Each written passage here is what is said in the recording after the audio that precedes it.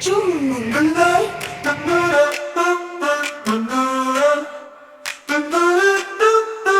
Chúc mừng năm mới.